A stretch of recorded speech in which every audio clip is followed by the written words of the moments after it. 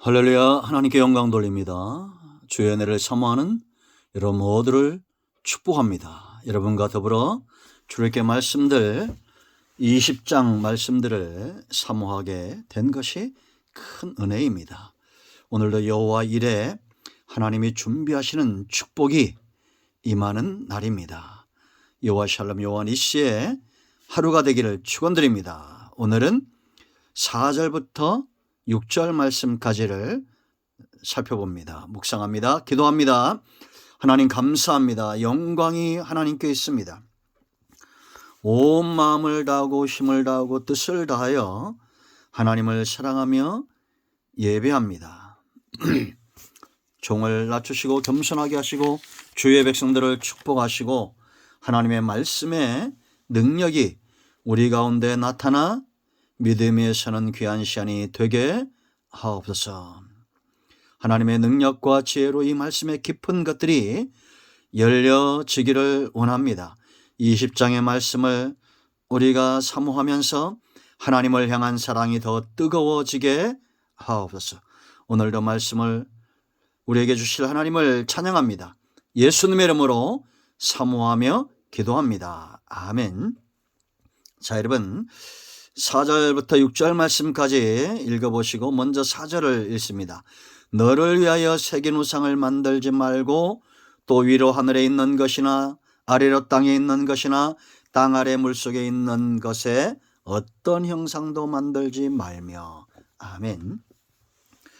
1절부터 17절까지는 10계명에 관한 말씀이죠. 여러분, 우리가 사는 세상도 법이 존재합니다. 하나님도 무질서하신 분이 아닙니다.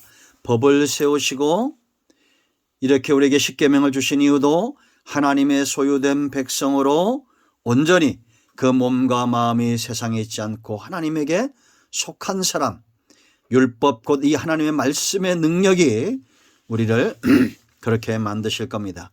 오늘도 이 영상을 통해서 은혜를 사모하는 여러분 모두 위에 하나님의 말씀이 검처럼 역사해서 우리를 치유하고 회복하는 시간 되기를 원합니다. 여러분, 10계명뿐만 아니라 모든 율례와 규례와 말씀을 여는 가장 중요한 키는 사랑입니다. 사랑하면 하나님, 내가 사랑하는 그 대상이 원하는 것을 하게 되어 있습니다. 우리가 말씀 중심으로 산다는 것은 엄밀한 의미로 하나님 중심으로 사는 겁니다. 사랑하는 자를 위해서 우리가 헌신하듯이 하나님을 사랑함으로 이 사랑이 먼저 회복이 돼야 하나님이 기뻐하는 삶을 살 수 있고 계명을 우리가 사랑하며 지켜나가게 되어 있습니다. 우리가 첫째 계명 살펴봤죠. 사랑하면 제일 중요한 것이 뭐라고 그랬습니까? 대상입니다. 여러분, 예수님도 공생의 기간 동안의 이 사랑에 대해서 강조했죠. 요한복음 13장 34절 새 계명을 너에게 주노니 서로 사랑하라. 내가 너희를 사랑한 것 같이 너희도 서로 사랑하라 라고 말합니다. 또 마태복음 22장 37절부터 40절까지 예수께서 이르시되 네 마음을 다하고 목숨을 다하고 뜻을 다하여 주 너의 하나님을 사랑하라. 대상을 분명히 하고 있다는 겁니다. 이것이 크고 첫째 되는 계명이요 둘째도 그와 같으니 네 이웃을 네 자신같이 사랑하라 하셨으니 이 두 계명이 뭐라 했습니까? 온 율법과 선자의 강령이니라. 그러므로 여러분, 우리가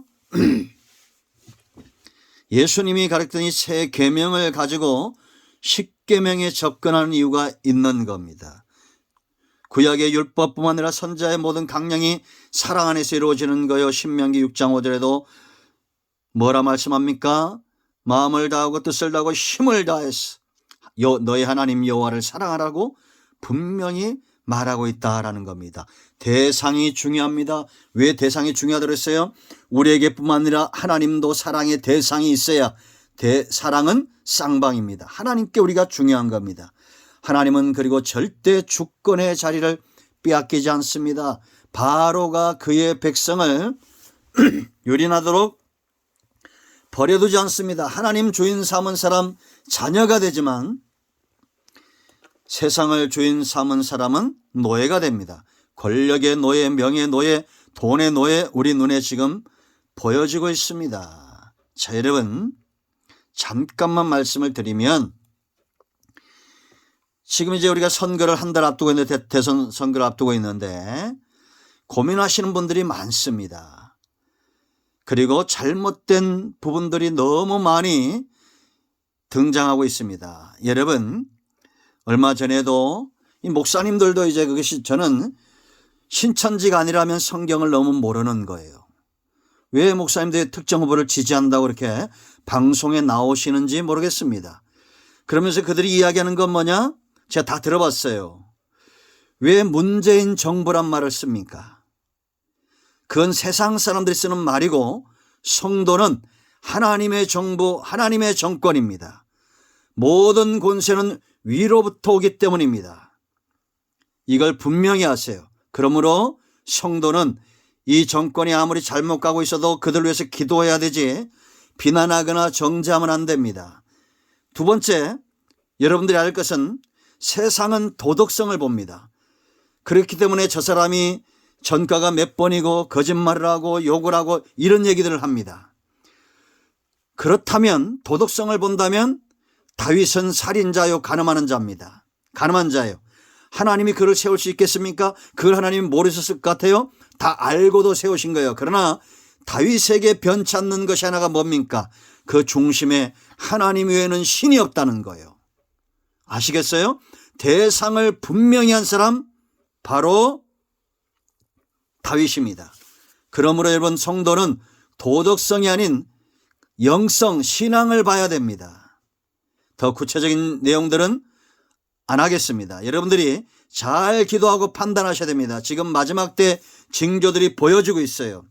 그러므로 여러분, 우리는 대상을 분명히 하는 것, 하나님 외에는 내가 사랑하는 것이 없어야 되고 그런 시각에 눈이 떠져야 돼요. 두 번째, 사랑은 반드시 깊어져야 됩니다. 여러분, 우상 숭배는 어떤 것이냐? 오늘 4절 말씀 보세요. 너를 위하여 새긴 우상을 만들지 말고. 우상 숭배라는 것은 내가 교회 안에 있느냐 교회 밖에 있느냐가 중요한 것이 아니라 내가 주체가 돼서 내가 원하는 대로 마치 조각품을 새기듯이 그렇게 하나님을 내가 원하는 대로 조각하는 자들이 있어요. 이들은 교회 안에 있는 우상 숭배자들입니다. 세상에서도 우상 숭배자가 있어요. 그러나 교회 안에 있거나 교회 밖에 있거나 우상 숭배하는 자는 다 똑같습니다. 자기를 위하여 새기는 거예요. 그러나 성도는 하나님을 위하여 자기를 다듬어가는 사람입니다. 아시겠습니까? 하나님을 내가 원하는 대로 다듬는 것이 아니라 나를 하나님이 기뻐하는 산 제물로 드리는 겁니다. 각을 뜨고 씻고 각을 뜨고 우리가 레위기 1장에서 보았죠. 하나님이 원하시는 대로 드려지는 거예요. 그래서 골로새 3장 5절 탐심은 우상숭배다라고 말했습니다. 그럼 사람들이 왜 이렇게 탐심의 노예가 되도록 방치할까요? 이사야 44장 18절 말씀 보면 그들이 알지 못하고 깨닫지 못함은 그들의 눈이 가려서 보지 못하며 그들의 마음이 어두워져서 깨닫지 못함이니라. 지금 이 대선이 잘 보여주고 있습니다. 여기 동조하는 자들은 교회 안에 있지만 우상숭배자들입니다. 정말 봐야 될 것을 못 보고 있다라는 겁니다. 우리는 내가 경상도 살기 때문에 야당을 지지하고 내가 전라도 살기 때문에 여당을 지지하고 그런 게 아닙니다. 성도는 하나님 편에 있어야 됩니다. 눈이 어둡고 귀가 어두워지면 안 되는 겁니다. 오늘 이런 영상의 말씀도 우리 성도님이 잘 들을 줄 믿는데 따라오지 않고 우리가 말씀과 멀어지고 하나님의 은혜와 멀어지면 분별력이 떨어지는 겁니다. 로마서 1장 21절 말씀도 보세요. 여러분, 우리가 하나님을 알되 하나님을 영화롭게도 아니하며 감사하지도 아니하며 오히려 그 생각이 허망해지며 미련한 마음이 어두워졌다라고 말합니다. 탐심, 욕심은 우리의 마음을 어둡게 합니다. 그러므로 성도는 어찌 살아야 되냐? 하나님을 영화롭게 하고 늘 감사하는 삶을 살고 우리의 생각이 허망한 데 빠지지 않도록 지켜야 돼요. 제가 목회서신을 얼마 전에 보냈지만 잡초 보세요. 여러분, 잡초는 관리하지 않아도 잘 자랍니다. 알곡은 공을 들여도 잘 자라지 않아요. 그렇기 때문에 여러분, 우리의 복 있는 사람은 악인의 생각을 따르지 않습니다. 악한 꾀에 빠지지 않아요. 오만한 자리에 서지 않습니다. 죄인의 자리에 서지 않아요. 오만한 자리에 앉지 않고 오직 여호와의 법을 주야로 묵상하는 자입니다. 아멘. 그러므로 여러분, 우리가 교회를 열심히 출입하는 우상 숭배자다. 얼마나 안타까운 것입니까? 새기지 마세요.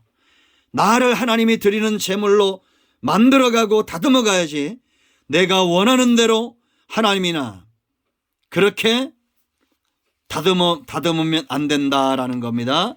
그 다음에 보세요, 여러분.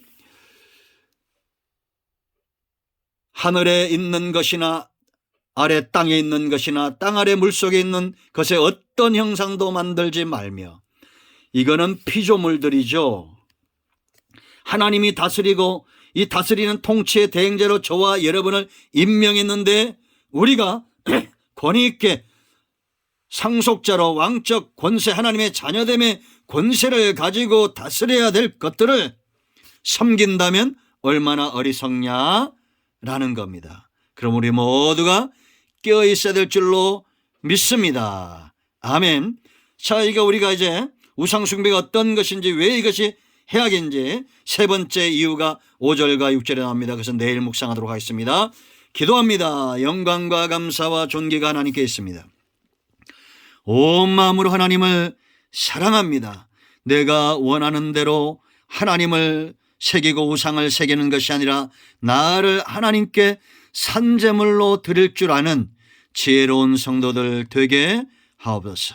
탐심의 노예가 되어 눈이 어둡고 귀가 어두워 하나님을 영화롭게도 아니하고 감사하지도 않고 항상 생각은 허망하고 세상적인 것에 빠져있지 않도록 우리의 생각을 지켜주시기를 원합니다. 우리 가운데 병든 자, 마음이 상한 자, 어떤 질병이든지 어떤 문제든지 예수 그리스도의 이름으로 이 시간 해결되기를 원합니다. 예수님의 이름으로 사모하며 축복하며 취하며 기도합니다. 아멘. 할렐루야. 응답되었습니다. 여러분 모두를 축복합니다. 아멘.